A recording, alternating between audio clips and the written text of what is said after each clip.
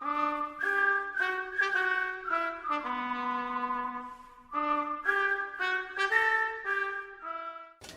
Pathfinder. Olá, desbravador. Salama, bruxa, velanina rehetra.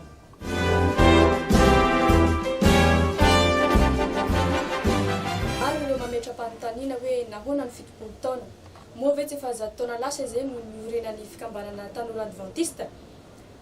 Marina avokoa izany rehetra izany fa mba hahafantarantsika bebe kokoa momba izany dia andeha isika anaraka fampahafantarana fohifohy momba ny tantaran'ny mpisavalana club.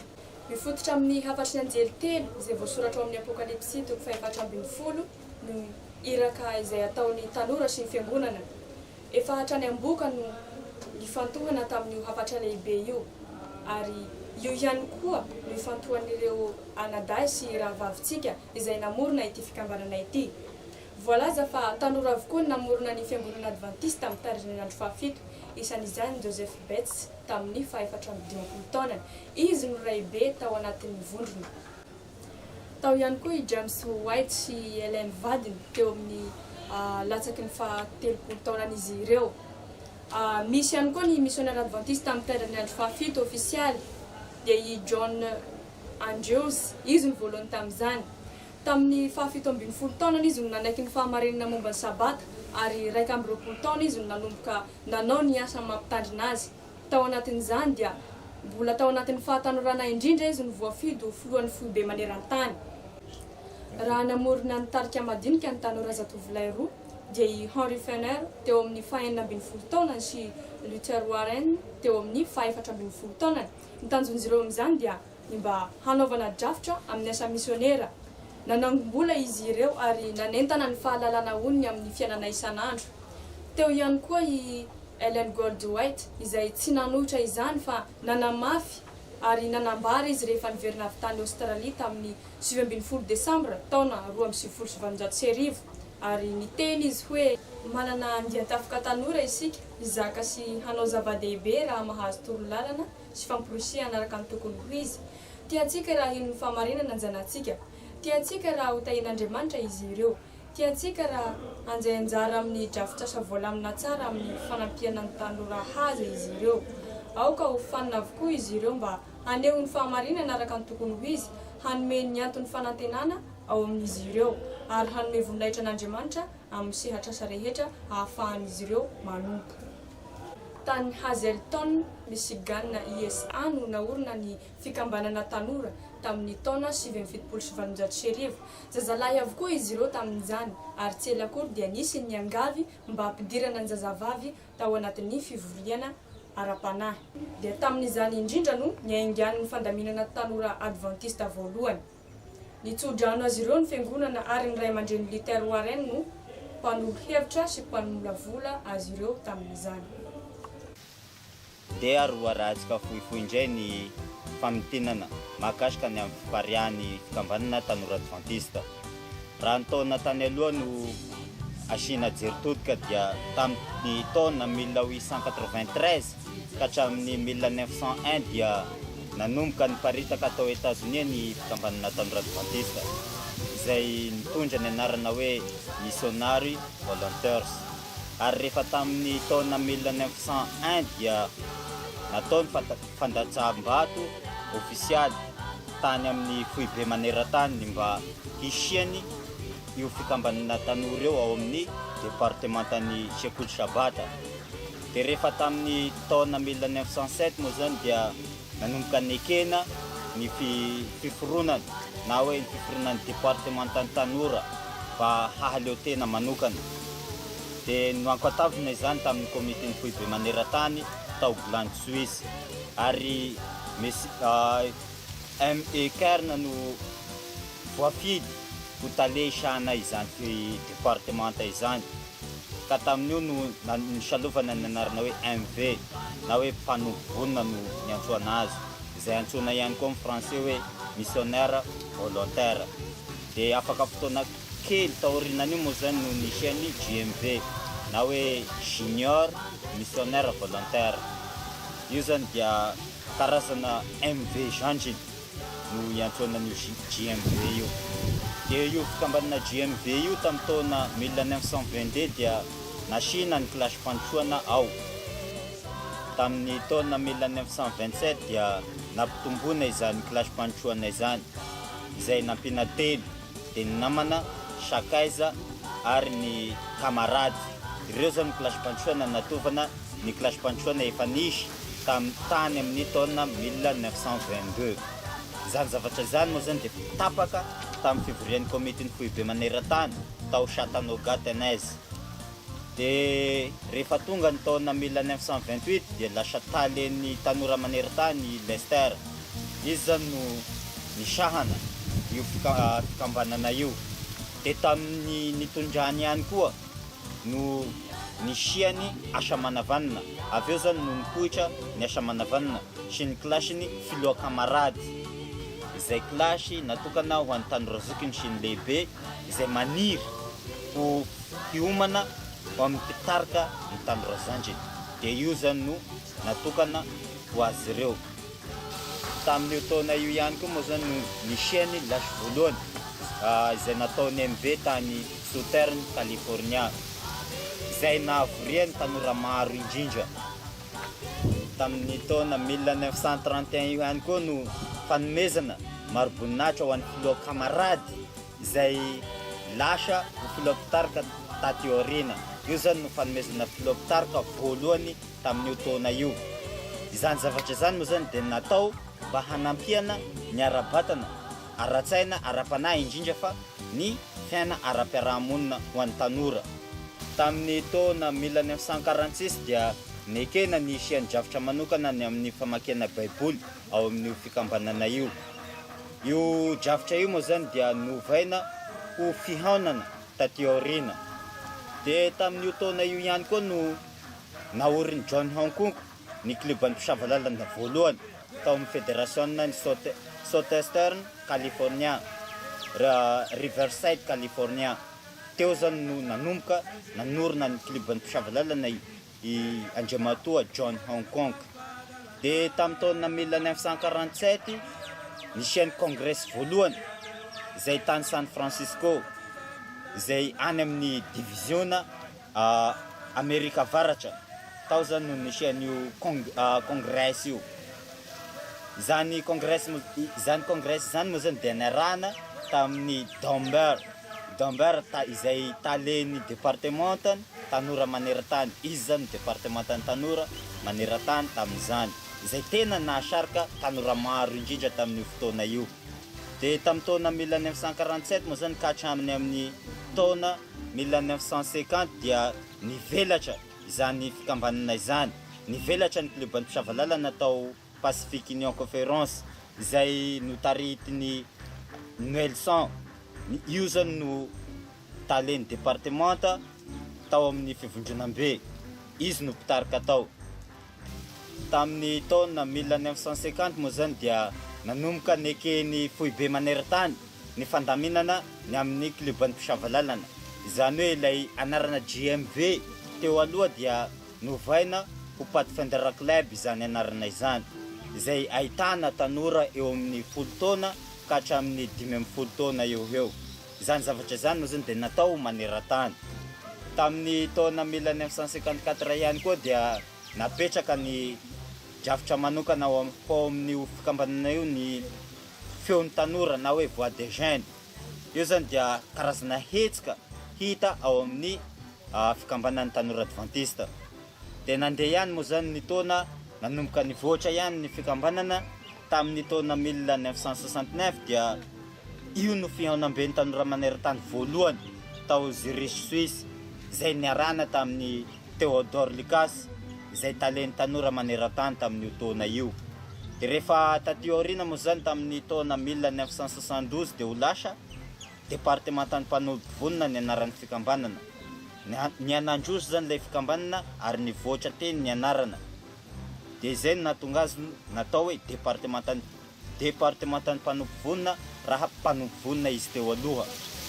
Dia ny afaka taona taty aoriana zany hoe tamin'ny 1978 dia niova indray ilay anarana.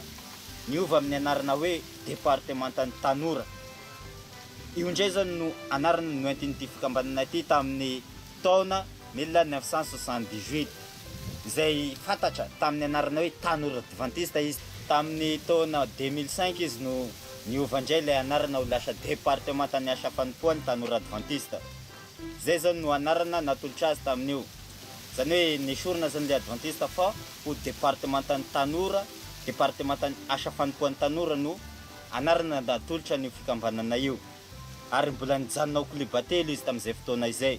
Dia nimpisantatra, mpisavalalana ary ny tanora zokiny. Fa rehefa tany amin'ny taona ny anandrosy ihany izy dia zany hoe tamin'ny taona 2015 dia lasa ho ministèran'ny tanora adventiste ilay fikambanana izay fantatra amin'ilay anarana fanafohezan-teny hoe MTA na koa amin'ny teny anglisy hoe Adventist Youth Minister IM. Ary efa lasa 5 ny fikambanana hita tao.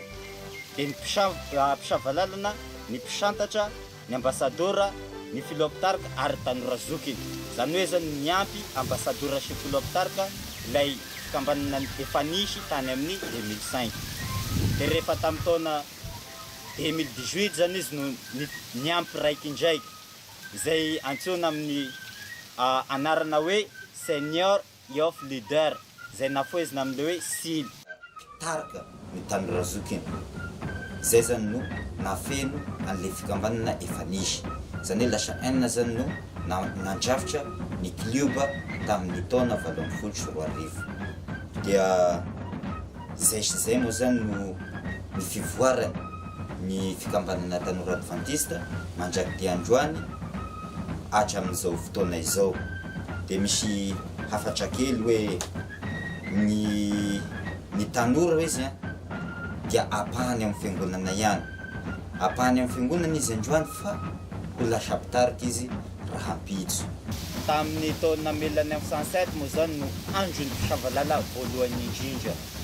Izay natsoina hoe Pathfinder Sabah tamin'izany. Ilay anarana hoe Pathfinder Club. Tamin'ny lasy voalohany na izay nataony MV tamin'ny taona 1920 sy 1970 tany atsimon'ny California nanaovana ny lasy. Tamin'io fotoana io i Spalding dia nitantara explorateur anankiray na mpisavalalana iray izay explorateur voalohany tany atsimony tany amin'izareo États-Unis. Zany hoe mpisavalalana voalohany tandrefana zany ity ranamana ity izay fantatra tamin'ny alalan'ny tendrombohitry Maine, izay tendrombohitra farany avo indrindra. I John Fremont no tena anarana, fa ny solona anarana ny raisiny dia Mr. Pathfinder. Io solona anarana io dia mitondra fiovana be izay mihatsara kokoa noho ny napetraka teo aloha. Ary natao Pathfinder Camp na camp des éclaireurs no anarana niantsoana ilay lasy tamin'izay fotoana izay. Ary lasa anaran'ny tanora zandriny ao amin'ny fiangonantsika izay amin'izao fotoana izao, izay nalaminy i John MC Kim io anarana io amin'izao, izay nampifandray ary mirakitra zavatra maro izay tokony tsaroana sy fantarina. I John MC Kim dia tanora anisany nampiroborobo ny anarana Pathfinder Club tany California. Niango natao Anaheim of Southeastern California Conference izy. Nono farany novaina ho Pathfinder Club ilay GMV teo aloha na ny Junior Missionnaire Volontaire. Mialohan'ny nanekeny fohy be maneran-tany ny anarana hoe Pathfinder Club dia nisy kliba madinidinika natsangana tany California. Nisy renina tanora iray nanatona ani John Hancock izay nanatona ani John Hancock izay rehefa nahita ny fiovana tsara teo amin'ny zanany lahy avy namonjy lasy ka nanontany izy hoe fa ny inona no tsy amoronanao karazana hetsika maro mitovy amin'ireny. Resy lahatra i John Hancock ka namonjy ny fiangonana tao Riverside. Ary niaraka tamin'ny mpiandraikitra ny mpianatra ministerialy, zany hoe ministerial Storens, tao amin'ny Lasera collège ity ranamana ity, dia i Francis Hunt izany nantonony izany. Ankoatrany mahafilohan'ny vondrona azy, izy ihany koa no mpamorona ny vondrona izay ahitana tanora izay misa 12 lahy sy vavy tao California, ka nantsoina hoe Pathfinder ny anaran'ny kluba tamin'izay fotoana izay. Etsy andaniny i Lawrence Paulson tao amin'ny fiangonana tao Glendale dia nahita ilay hevitra ihany koa, ka namorona vondrona tanora izay miisa 50 100 mamba mba hamolavolana ny mpamakilay sasany ao amin'ny Pathfinder Ministry, asa fanompoan'ny mpisavalalana, ary mitovy amin'ny ray tamin'ireo mpandrindra sy mpamorona ny kluban'ny mpisavalalana maneran-tany ity ranamana ity. Tamin'ny taona 1770 dia lasa mpandrindra ny famoronana sy mpiandraikitra ny vondrona ny kluban'ny mpisavalalana Pathfinder Club, latsaky ny 120 izy tamin'izay.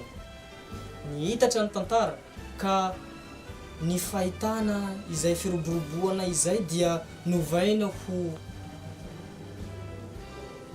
Pathfinder Club ilay GMV teo aloha tamin'ny taona 1950 na 750 izay nankalazaina tamin'ny farany teo 70 taona. Ireo olo malaza tamin'ny famoronana ny kluba. Teo jeresika voalohany i Luther Warren. I Luther Warren izy no raibe ny asa fanompoana tanora adventiste, fa indrindra ny mpisavalalana kluba, satria vao 470 taona monja izy handray 570 taona dia efa niaraka tamin'ny Henri Fener nanangana izany fikambanana tanora adventiste izany, ary lasa mpitandrina izy taty aoriana, dia saika teo amin'ny asa fanompoana tanora avokoa no nandaniany ny androm-piainany. Nanoratra boky maro isan-karazany izy, ary ny tantarany dia hita ao amin'ny boky Sharon Bocher. I John Hancock izy no zokobe mpamolavola ny kluban'ny mpisavalalana, teraka tany Chico tany California tamin'ny 8 aogositra 1770 izy. Nianatra tao amin'ny Pacific Union College ary nahazo ny mari-pahaizana manokana tamin'ny fivavahana sy ny fanabeazana tamin'ny taona 1770 ity ranamana ity. Mpitandrina tany avaratsy California izy, fa noho ny fifindramony ny fianakaviany dia lasa tany atsemon'ny California izy ny taona 1770. Lasa filohan'ny departementan'ny tanora tao Lake Union izy tamin'ny taona 1970. Ny ahafantarana azy ity dia ny accordéon izay tsy misaraka aminy mihitsy amin'izay toerana alehany amin'izy mitety tany. Izy no namorona ny marika hahafantarana ny mpisavalalana, na ilay antsoina hoe emblème voalohany. Nanambatra ny zoro telo izy, ary niresaka tamin'ny Helen Hobbs ka mba handraitra lamba fa hanamboarana ny faneva na ny sainan'ny mpisavalalana, dia teo indray no niteraka ny Pathfinder flag na ny sainy mpisavalalana, zany hoe drapeau. Io rehetra io dia vita tamin'ny taona 1770. Nanampy tamin'ny fanoratana ny taridalana ho an'ny mpitarika mpisavalalana ity ranamana ity. Izy ihany koa no namorona ny akamaroan'ny sary eo amin'ny asa manavanana na ny baditra ny explorateur, ary mpanao sary ho amin'ny boky maro ihany koa izy. Maro ny zavatra natsangana, fa misy toerana izay fahatsiarovana azy, toerana ho an'ny tanora any La Sierra University izay nampitondraina ny anarana hoe John Hancock Youth Center. Ary io toerana io dia natokana indrindra mba hanomezana voninahitra ity ranamana ity sy ho fahatsiarovana azy noho ny asa izay vitany teo amin'ny fikambanana tanora adventiste. Niara-niasa tamin'ny olo-kafa izy mba hampandeha ny programa ny mpisavalalana nandritra ny fihaonana tao Riverside izay fihaonana voalohany nataony izy ireo. I Henri Berf indray koa iray tamin'ireo mpamakilay tao amin'ny vondrona izy, izany hoe tanatin'ilay vondrona mpisavalalana zany izy. Avy any Central California Conference izy. Nangatahany John Hancock namany izy mba hanoratra tononkira hatao hira fanevan'ny mpisavalalana. Nefa ity ranamana ity dia sady tsy compositeur izy no tsy mpitendry mozika. Nilaza izy hoe nefa aho amin'ny volana May 1949 na 1979 dia hamonjy fitaom-pivoriana any Monterey Peninsula izay eo amin'ny 10 hatramin'ny 30 kilometatra miala avy amin'ny trano. Te hevitra ny Pathfindernay zaho izy na ny mpisavalalanay no ireo hevitra natsangan'izy ireo. Tsy olana ataoko izany mba farafaratsiny mba manoratra teny kely aho. Andeha ho izy atomboko amin'ny famoronana tononkalo ary ampidiriko ao ny MV Pledge na ilay voadiny mpisavalalana. Dia zany hoe mahateo tia madio marina ary miaraka amin'ny hafatra maniraka handeha amin'izao tontolo izao. Nijanona izy teo amoron-dalana, nijanona izy amoron'ny lalan'ny fiara ary nanoratra tamin'ny taratasy vaky raoka tao amin'ny baibolina izy. Dia nanoratra diso hoe Oh, we are the Pathfinder strong, the servant of God are we, faithful as Marcelon, in keenness, truth and purity. Sinsisa. Tsara ary mihevitra sao fa tsy misy zavatra diso ity hoiranamana. Hiainga indray ary aho izy ny amin'ny fotoananay amin'ny sabata ho avy. Iarivan'io ihany anefa dia nangataka ny vadiny izy mba hihira n'ilay hira ary nahita izy fa mbola tsy dia tsara ho an'ny hiran'ny mpisavalalana ilay hira. Nalefa tany amin'ny Wayne Hooper izay mpitendry sy compositeur teo amin'ny fiangonana misy an'zareo izany hira izany, ary nangataka izy ny mba hanasiana fanamboarana azy. Naveriny Wayne Hooper ilay hira ary nilaza izy hoe tena hira tsara ity, ndeha ary zarao. Teo vao resy lahatra izy fa tsara ho an'ny kliban'ny mpisavalalana ilay hira izay nisoratana. Nanoratra boky mahakasika ny tanora ity ranamana ity ary anisan'izany ny Upward Chance izay navoaka tamin'ny taona 1979 izay anisan'ny boky nalaza teo amin'ny fikambanan'ny tanora ihany koa izany boky izany. Ilay sary famantarana na marika famantarana ny kliban'ny mpisavalalana, Pathfinder Emblem. Pathfinder Emblem io dia John Hancock no namorona azy araka ny voalesaka teo. Fa ity andalateny izay saranay androany ity dia hita tao amin'ny boky Manuel Sil na ny Senior Youth Leader Manual navoaka ny foibe maneran-tany tamin'ny taona 2014, pejy fa 420 ary azonao alaina izany ao amin'ny website ny tanora maneran-tany youth.adventiste.org. Tao amin'io site io afaka akana azy fa ty lazainay ity zany dia tao anatin'izay nadika tao amin'ny boky ihany no risana eto. Ny voalohany dia hoe mampatsiahy antsika any Kristy sy ny sora nataony ny loko mena, izay eo amin'ny sary famantarana mpisavalala dia misy an'izay loko mena zay, afaka manazava azy zany izay sorona sy asa-panavotana nataony Kristy izay.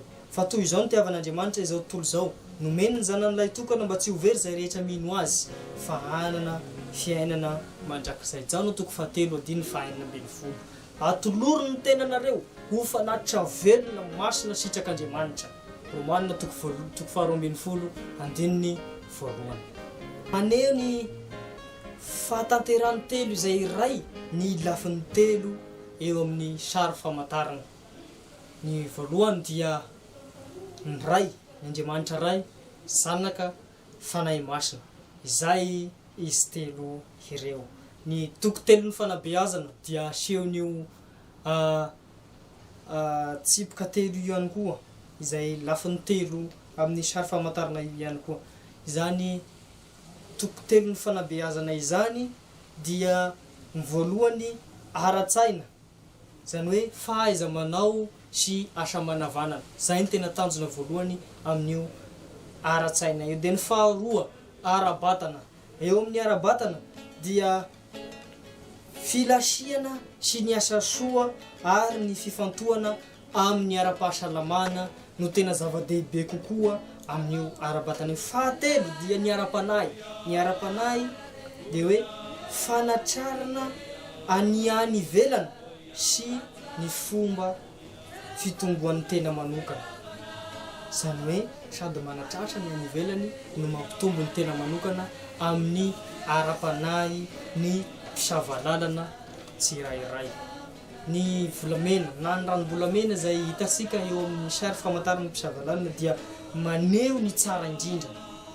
Zany hoe manoro hevitra anareo aho ny Apokalipsy toko 7:12. Manoro hevitra anareo, manoro hevitra anao aho hividy volamena voasedra amin'ny afo mba hanakarena ianao. Ny klioban'ny mpisavalana dia manana fenitra avo hanampy amin'ny fanorenana toetra matanjaka ho an'ny fanjakan'ny lanitra. Ny apinga eo amin'ny marika amantaran'ny mpisavalana dia misy sarina apinga ihany koa eo amin'ny sary. Ny apinga dia maneho ny fiarovana, maneho fiarovana ny apinga. Amin'ny soratra masina, Andriamanitra dia matetika no miantso na manambara ny vahoakany mba ampiasany ny apinga ho fiarovana ho azy manokana. Aza matahotra ho izy fa izao no apinganao. Genesis toko 15:1. Ambony ny zavatra rehetra raiso ny apingan'ny finoana, ahafahanareo manoro, ahafahanareo mamono ny zanatsipika amin'ilay ratsy. Efesianina toko 1:1. Maneho ny fahadiovana ihany koa ny fotsy, izay maharesy no hitafy lamba fotsy. Hoy ny Apokalipsy toko 13:5. Maniry ny homana ny fahadiovana sy ny fahamasinan'ny Kristy eo amin'ny fiainantsika.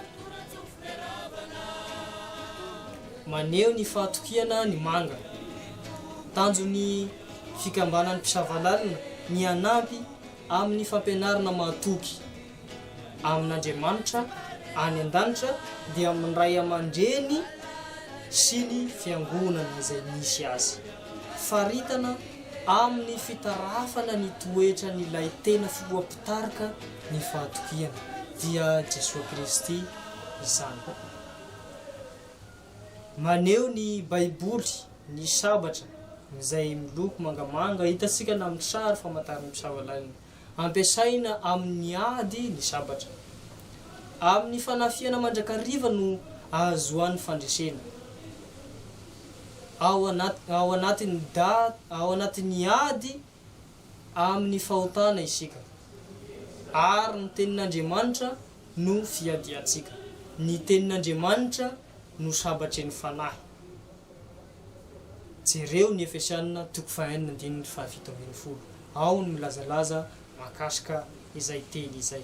Ny telozoro mivadika izay maneho ny filaharany zavatra manandanja na ampianaran'i Jesosy Kristy. Ny fanaovana sorona ny tena amin'ny fametrahana ireo filana hafa eo anoloan'ny filan'ny tena. Raha ny eto Faradofay manokana dia ny Convention Pasteur Grigé no nitondra ny Havatra Adventista teto amin'ny distrikan'ny Faradofay, izany hoe tao Bezavona no nanapariany ny hafatra voalohany. Tamin'ny 4 Jona 2750 vao nisy batisa mihoatra ny 10 teto Faradofay, izany hoe tao Bezavona, ary 710 nisy an'ireo tamin'izany. Araka ny fikaroana sy ny fanangonana tantara izay nataony Lovan-draibe Solomon izay membre ao amin'ny fiangonana Bezavona. Mino fa tamin'io taona io ihany koa no nitsangana ny MV na ny missionnaire volontaire teto amin'ny distrikany Faradofay. Tiako ny mampahafantasy antsika ireo talen'ny mpisavalalana maneran-tany, na antsoina hoe amin'ny teny vahiny hoe World Pathfinder Director. Raha ny taona nijerevasika dia nanomboka tamin'ny 1950 no voalohany nisy ny voatendry amin'izany talen'ny mpisavalalana maneran-tany zany, dia Lawrence Skinner, zay lehilahy kanadianina izy io. Izy ny voatendry voalohany ho talen'ny mpisavalalana maneran-tany. Dia tamin'ny 1950 à 1963 no tao piasany io tale io, dia nanomboka tamin'ny 1963 ka hatramin'ny taona 1970 dia i John Hancock, lehilahy Amerikanina, izy no nandimby ny fitondrany Lawrence. Ary nanomboka tamin'io taona 1970 io ka hatramin'ny taona 1980 dia i Léon Razolin no filoha ny mpisavalalana maneran-tany, izay lehilahy avy eo amin'ny Brésiliana io lehilahy io. Ary tamin'ny 1980 à 1985 dia niova indray izany filoha mpitantana ny tale mpitantana izany mpisavalalana maneran-tany zany, dia i Mike Stevenson, zay lehilahy avy eo amin'ny Afrika Atsimo na hoe Sodafy, izany lehilahy Mike Stevenson zany. Ary rehefa taorian'izay dia tamin'ny 1986 à 1996 dia niova indray zany tale maneran-tany mpisavalalana izany, dia i Malcolm Alain, zay lehilahy teratany Australiana izy io. Ary niasa nandritran'ny 10 taona io tale maneran-tany mpisavalalana io, dia niova indray rehefa tonga ny 1997 à 2005 dia niova an'ny Robert Helbrook, izay lehilahy teratany Amerikanina indray. Ary rehefa tapitra ihany koa zany zay ny mandat zay niasan'io tale maneran-tany mpisavalalana io, dia nanomboka tamin'ny taona 2005 à 2017 dia i Jonathan Tagel, zay lehilahy teratany Espagnol, izy zany no nitondra, izy no lasa tale maneran-tany no an'ny mpisavalalana zany.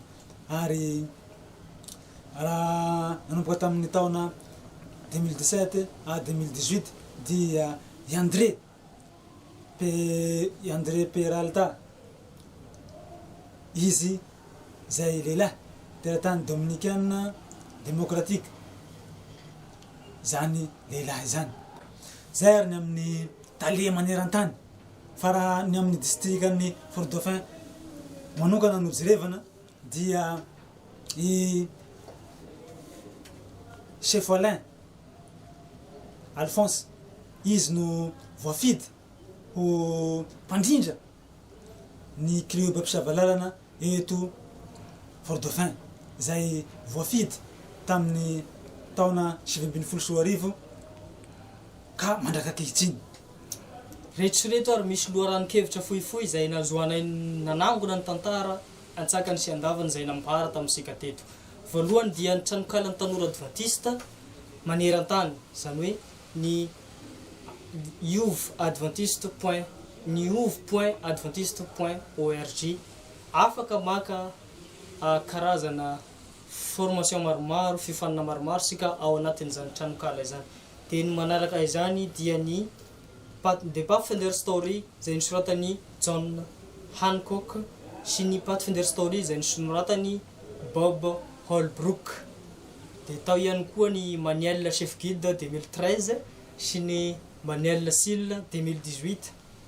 Ny boky Ilaila Latsambatra, ny book We Are the Pathfinder Strong zay the first 50 years by Willie Olivier sy Patricia Humphrey.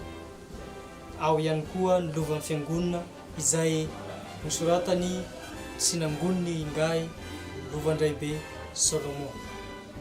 Hafatra avy aminao mpamaky sy mpiaino ity zavatra ity ary dia manorata na mandefasa hafatra miafina ao amin'ny page Facebook ny Tanora Adventiste. Raha ohatra ka manana fanamariana ianao na fanatsarana hoentina hanatsarana sy sosokevitra hoentina hahatsara ity fikambanaitsika ity dia ao amin'ny page Facebook mpanompo vonina Fort-Dauphin Jaf no andatanao izany, na amin'ny adresse mail izay misoratra eto. Koa izao ary ny afatra ho asika mpisavalalana. Aoka isika tsirairay avy mba samy manatanteraka ilay voady izay nataosika. Dia ny voalohany dia hoe ny mateo tia marina madio.